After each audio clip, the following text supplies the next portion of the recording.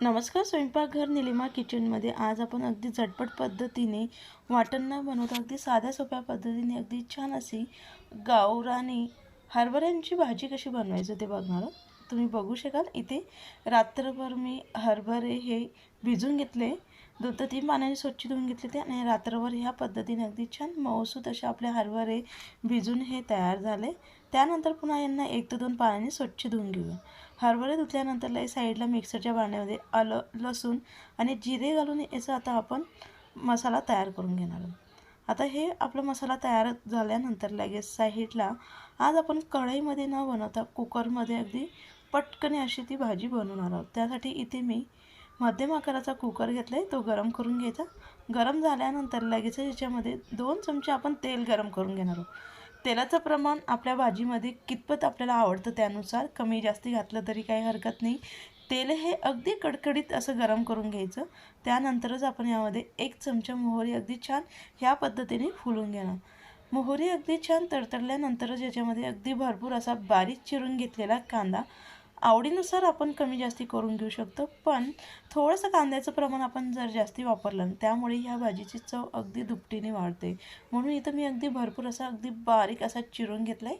जेवढा आपण कांदा व्यवस्थित बारीक चिरून घेऊ ना, तो व्यवस्थित ज्यावेळेस आपण तेलात परततो तो व्यवस्थित परतून होतो आणि त्यामुळे आपल्या भाजीची चव ही अप्रतिम अशी येते.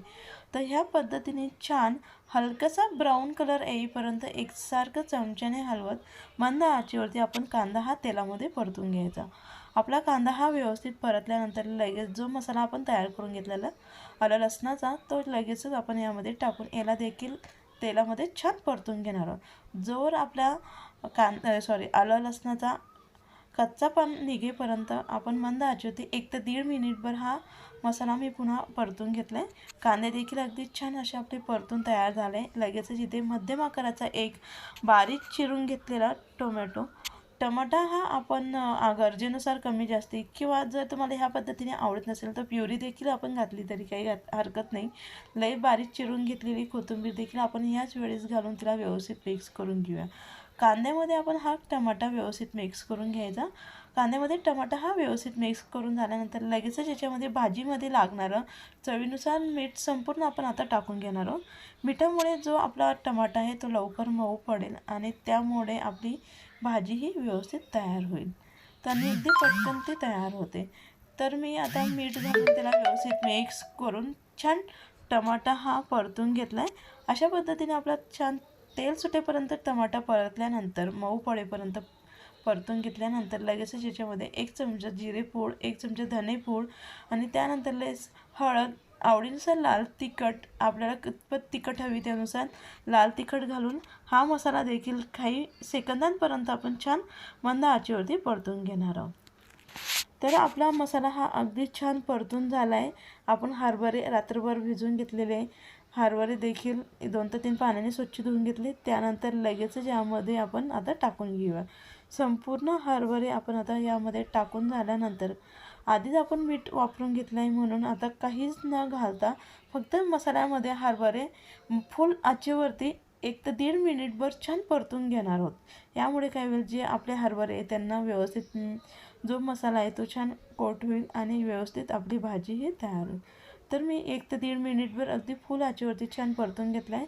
लगेचच याच्यामध्ये फक्त हलकंसं बुडेपर्यंत म्हणजे हरभरे हलकेसे बुडेपर्यंत यामध्ये गरम पाणी घालून मंद आचेवरती आपण 2 शिट्ट्या करून घेणार आहोत. जर तुम्हाला ग्रेव्ही हवी असेल तर यापेक्षा थोडं पाणी घाला, त्यामुळे आपली ग्रेव्ही तयार होईल. पण मी आज अगदी कोरडी म्हणजे सुकी भाजी बनवते, म्हणजे अजिबात आपल्याला रस्सा हा राहू द्यायचा नाही, म्हणून मी अगदी थोडंसं पाण्यामध्ये या भाजीला शिजवून घेतले. तर मंद आचेवरती मी 2 शिट्ट्या करून घेतले. हलकासा कुकर हा गार करून घेतला आहे. त्यानंतर आपण लगेचच उघडून बघूया तर अगदी अप्रतिम अशी आपली भाजी ही तयार झाली.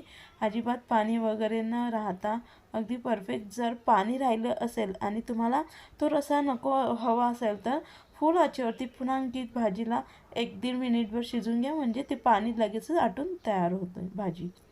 तर लगेचच आपली अगदी छान चटपटीत अशी आपली डब्यासाठी किंवा मुलांना मधल्या वेळेमध्ये अगदी चटपटीत अशी भाजी खाण्यासाठी ही तयार झाली आहे.